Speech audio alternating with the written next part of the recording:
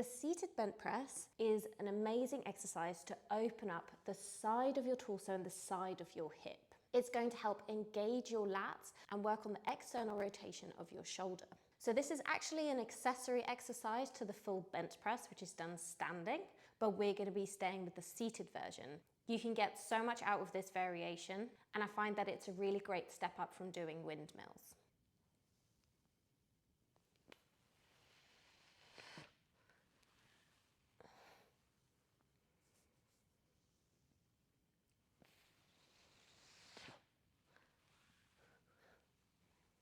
What I'd like you to do is preferably grab a plate.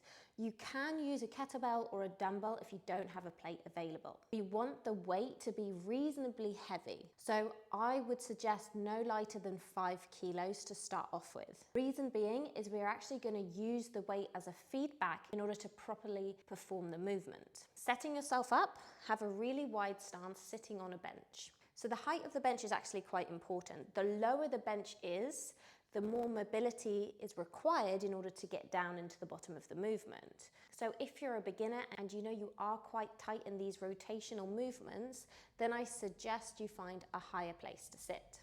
So this comes in 4 parts. On the way up, it's 2. On the way back down, it's another 2.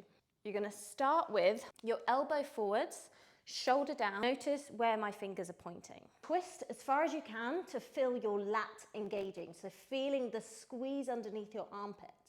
Once you've found that rotation, you're then going to go into the second part, which is trying to get underneath the weight as much as you can, pressing as little as possible into the weight. So notice how the weight almost didn't move from its original position. Third phase is controlling up to the top. Fourth phase is controlling the weight back in front of you. Even though this is called a bent press, it actually requires you to get underneath the weight as much as possible with as little pressing as you can. This requires a lot of lat engagement. When you're holding in the front position before you start the rep, you want to be feeling it in your teres major. As you control the movement back down again, you're going to be feeling it in your teres major as well. But that squeeze here is coming from the lower part of your lat. So full external rotation of the shoulder, and then you're getting underneath and trying to hold on to that muscle engaging as much as you can. So what we don't want to see is this, where you're literally just pressing the weight up and you're hardly getting any rotation. We want to get completely under the weight. That's why we need the legs wide, and you can use that other elbow to push into your other leg to create space to get yourself underneath.